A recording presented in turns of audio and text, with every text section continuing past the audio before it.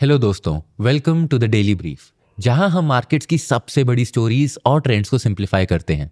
मैं हूं आपका होस्ट कशिश कपूर। आज है थर्सडे 28 और आज मैं आपके लिए दो बड़ी स्टोरीज लेकर आया हूं। आप हमें स्पॉटिफाई, एप्पल पॉडकास्ट या किसी भी प्लेटफॉर्म पर सुन सकते हो, और अगर आप पढ़ना पसंद करते हो तो हमारी नो स्पैम न्यूज़लेटर को सब्सक्राइब कर लीजिए फॉर अ क्विक रनडाउन। सभी लिंक्स आपको डिस्क्रिप्शन में मिल जाएंगे। तो चलिए शुरू करते हैं। सबसे पहले मैं बात करूंगा वेदांता और उनके कॉपर इंडस्ट्री के कमबैक के बारे में, और फिर हम डिस्कस करेंगे इंश्योरेंस इंडस्ट्री में आने वाले कुछ नए रिफॉर्म्स के बारे में। वेदांता लिमिटेड इंडिया की सबसे बड़ी माइनिंग और मेटल्स कंपनी में से एक है। इन्होंने सऊदी अरेबिया में $2 बिलियन का इन्वेस्टमेंट अनाउंस किया है। तो इनका प्लान क्या है?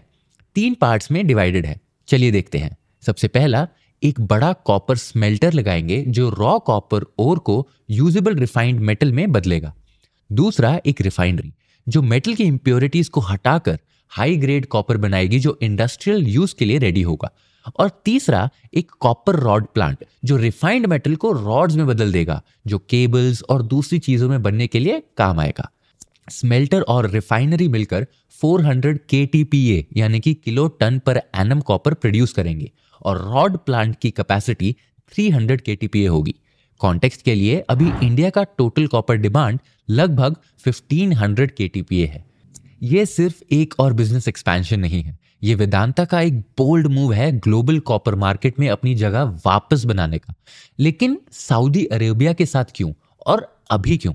इसका जवाब देने के लिए हमें वेदांता की हिस्ट्री, कॉपर की सोरिंग डिमांड और सऊदी के इकोनॉमी को रीशेप करने के जो एम्बिशंस हैं वो समझने होंगे।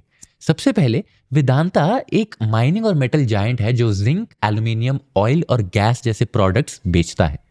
यह पहले थूथुकुडी तमिलनाडु में एक कॉपर प्लांट ओन करता था जो स्टेरलाइट कॉपर यूनिट के थ्रू चलता था। अपने पीक पर यह प्लांट 400 किलो टन कॉपर हर साल बनाता था, जो इंडिया की रिफाइंड कॉपर डिमांड का लगभग 40% था। लेकिन 2018 में सब कुछ बिगड़ गया। स्टरलाइट एक एनवायरमेंटल कंट्रोवर्सी के बीच में फंस गया। लोकल्स ने प्लांट पर पानी और हवा को पॉल्यूट करने का इल्जाम लगाया। महीनों तक प्रोटेस्ट चालू रहे और मई 2018 में पुलिस ने डेमोन्स्ट्रेटर्स पर गोली चलाई, जिससे 13 लोग मारे गए। तमिलनाडु गवर्नमेंट ने स्टेप लिया और प्लांट को परमानेंटली बंद कर दिया एनवायरमेंटल ग्राउंड्स पर। यह वेदांता के लिए एक मेजर सेटबैक था, सिर्फ कंपनी के लिए नहीं बल्कि इंडिया के कॉपर इकोसिस्टम के लिए भी। इंडिया एक नेट एक्सपोर्टर से नेट इंपोर्टर बन गया और अपनी बढ़ती डिमांड को पूरा करने के लिए इंपोर्ट्स पर रिलाई करने पड़ा। पिछले साल ही इंडिया ने 275 किलो टन से ज्यादा कॉपर इंपोर्ट किया है। वेदांता की प्रॉब्लम सिर्फ इंडिया तक सीमित नहीं थी। जाम्बिया में उन्होंने कोंकोला कॉपर माइंस यानी कि KCM में 80% स्टेक एक्वायर किया था 2004 में, जो दुनिया का एक सबसे बड़े कॉपर एसेट में से एक है। मैसिव इन्वेस्टमेंट के प्रॉमिस के साथ लग रहा था वेदांता डोमिनेंस के लिए रेडी है। लेकिन टेंशन्स बढ़ गई जब जाम्बियन गवर्नमेंट ने कंपनी पर अंडर परफॉर्मेंस और एनवायरमेंटल रिस्पॉन्सिबिलिटीज को निगलेक्ट करने का इल्जाम लगाया। 2019 में जाम्बिया ने KCM का कंट्रोल ले लिया और एक लंबी लीगल बैटल स्टार्ट हो गई। 2024 तक $245 मिलियन इन्वेस्ट करने का प्रॉमिस करके वेदांता ने माइंस का मैनेजमेंट वापस लिया। अब KCM के rich reserves global copper market के लिए एक क्रिटिकल रोल प्ले कर सकते हैं। लेकिन ये लीगल बैटल ये दिखाता है कि पॉलिटिकली सेंसिटिव रीजन्स में काम करना कितना रिस्की हो सकता है। लेकिन आखिर इन सब के बीच कॉपर इतना इंपॉर्टेंट हुआ कैसे? कॉपर इलेक्ट्रॉनिक्स में यूज होने वाला एक इंपॉर्टेंट मटेरियल है। इसकी कंडक्टिविटी इसे मॉडर्न एनर्जी सिस्टम्स के लिए बहुत जरूरी बनाती है। इसके बड़े हुए डिमांड के पीछे कुछ ये रीजंस हैं। सबसे पहला, इलेक्ट्रिक व्हीकल्स। EVs कॉपर के बड़े कंज्यूमर्स हैं। हर व्हीकल में लगभग 80 किलोग्राम कॉपर लगता है, जो ट्रेडिशनल कार से 3 गुना ज्यादा है। बैटरीज, मोटर्स और चार्जिंग इंफ्रास्ट्रक्चर के लिए कॉपर काफी जरूरी है। दूसरा, रिन्यूएबल एनर्जी। सोलर और विंड इंस्टॉलेशंस कॉपर इंटेंसिव होते हैं। सोलर फार्म्स में हर गीगावाट कैपेसिटी के लिए लगभग 2.4 टन कॉपर लगता है, और ऑफशोर विंड फार्म्स के लिए टरबाइन्स और केबल्स के लिए 13.5 टन कॉपर चाहिए। तीसरा, पावर ट्रांसमिशन। रिन्यूएबल पावर के लिए सोलर फार्म्स या विंड फार्म्स सिटी के पास नहीं बन सकते। रिमोट एरियाज में विंड और सोलर फार्म्स के लिए ग्रिड्स और ट्रांसमिशन लाइन की जरूरत होती है, और इन सब को कॉपर डोमिनेट करता है। और चौथा, अर्बन इंफ्रास्ट्रक्चर, बिल्डिंग्स, अप्लायंसेस और स्मार्ट ग्रिड्स सब में कॉपर यूज होता है। इलेक्ट्रिक वायरिंग से लेकर एनर्जी एफिशिएंट सिस्टम्स तक दुनिया को अब बहुत कॉपर चाहिए और जल्दी। और प्रोडक्शन का क्या? कॉपर प्रोडक्शन हेवीली कॉन्सेंट्रेटेड है। चिले और पेरू ग्लोबल सप्लाई का 40% पाइन करता है और चाइना रिफाइनिंग में 50% डोमिनेट करता है। कॉपर माइनिंग एक स्लो प्रोसेस है और सप्लाई डिमांड के साथ मैच नहीं कर रही, जो 2040 तक 40% बढ़ने वाली है। दूसरी तरफ सऊदी अरेबिया कॉपर पर काफी फोकस कर रहा है। सऊदी की रेवेन्यू का 70% ऑयल और गैस से आता है, लेकिन फॉसिल फ्यूल्स पर ज्यादा रिलाय करना रिस्की है, स्पेशली जब दुनिया क्लीन एनर्जी की तरफ बढ़ती जा रही है। इसीलिए सऊदी ने विजन 2030 प्लान बनाया, जो इकोनॉमी को डाइवर्सिफाई करने का एक बहुत बड़ा स्टेप है। कॉपर इसके कोर में है। सऊदी 2030 तक अपनी 50% एनर्जी रिन्यूएबल से जनरेट करना चाहता है, जो सोलर फार्म्स और विंड टर्बाइंस के लिए कॉपर की हेवी डिमांड क्रिएट करेगा। लेकिन बात सिर्फ डोमेस्टिक कंजम्पशन तक सीमित नहीं है। सऊदी ग्लोबल माइनिंग हब बनकर चाइना डिपेंडेंट सप्लाई चेन्स को डाइवर्सिफाई करने का प्लान बना रहा है। वेदांता का $2 बिलियन का ये बेट कंपनी के लिए एक कमबैक हो सकता है, जब सऊदी अपने मिनरल्स के एम्बिशन को बूस्ट कर रहा है। इंडिया के लिए ये एक नया कॉपर सोर्स बनकर इंपोर्ट्स पे डिपेंडेंसी कम कर सकता है। क्या ये पार्टनरशिप ग्लोबल कॉपर मार्केट्स को रीशेप करेगी या एक और मिस्ड अपॉर्चुनिटी बनेगी, ये तो वक्त ही बताएगा। लेकिन एक बात पक्की है, कॉपर अब सिर्फ एक कमोडिटी नहीं है, ये इलेक्ट्रिफाइड डीकार्बनाइज फ्यूचर के लिए एक टिकट है और सब अपनी जगह बनाने के लिए रेडी हो रहे हैं। अब दूसरी स्टोरी पर आते हैं। क्या आपने कभी इंश्योरेंस स्टॉक्स देखे और सोचा ये इतने महंगे क्यों हैं?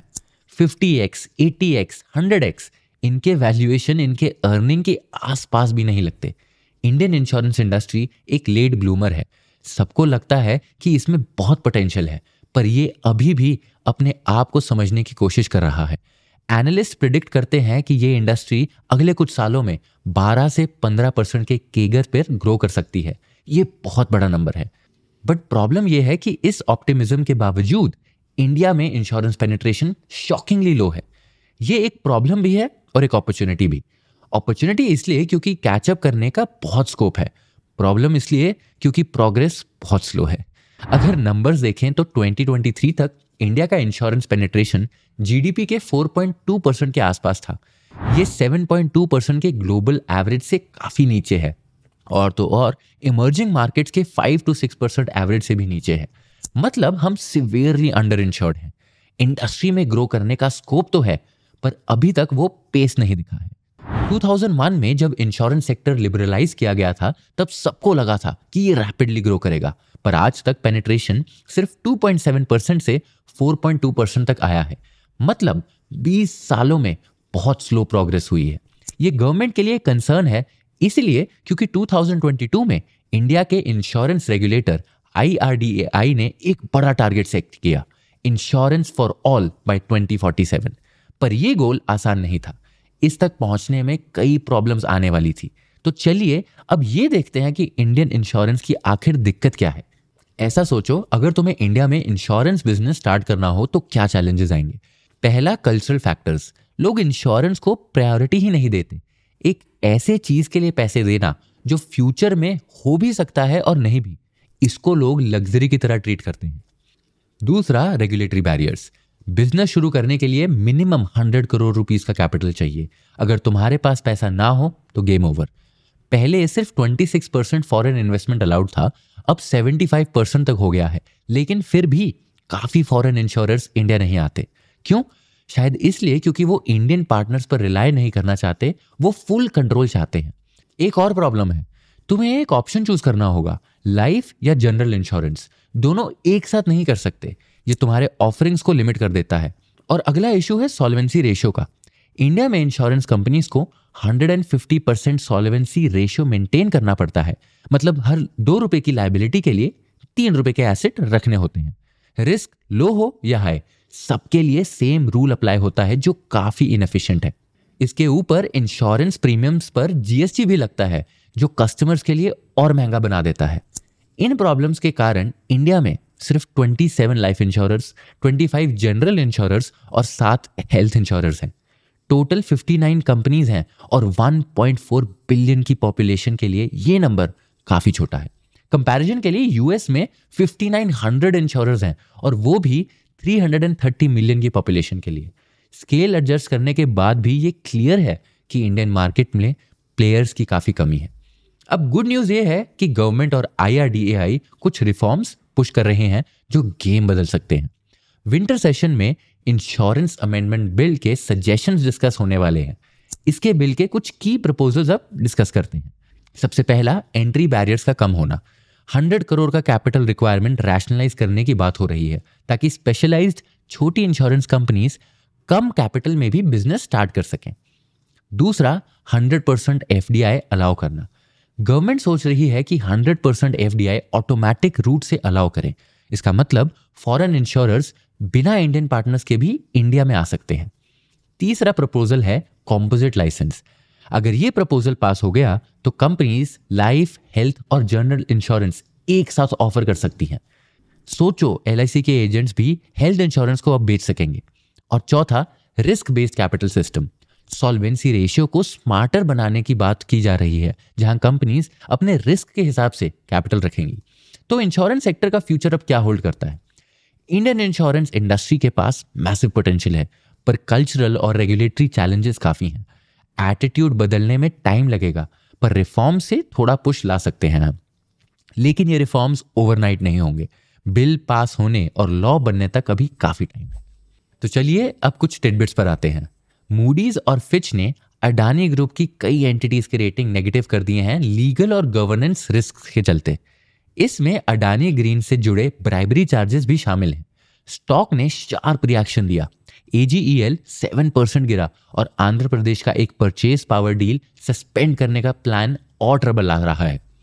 दूसरा, बाइजूस, जो एक टाइम पर $2.2 बिलियन की वैल्यूएशन पर था, अब फंड मिसयूज के एलिगेशन के कारण एक फेडरल प्रोब का सामना कर रहा है।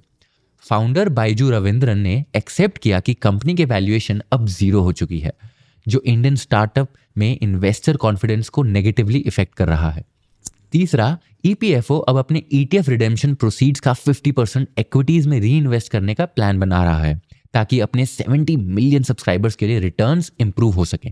रिडेम्पशन पीरियड को 7 साल तक एक्सटेंड करने का प्रपोजल आया है, जो लॉन्ग टर्म यील्ड ऑप्टिमाइजेशन की तरफ एक शिफ्ट दिखाता है।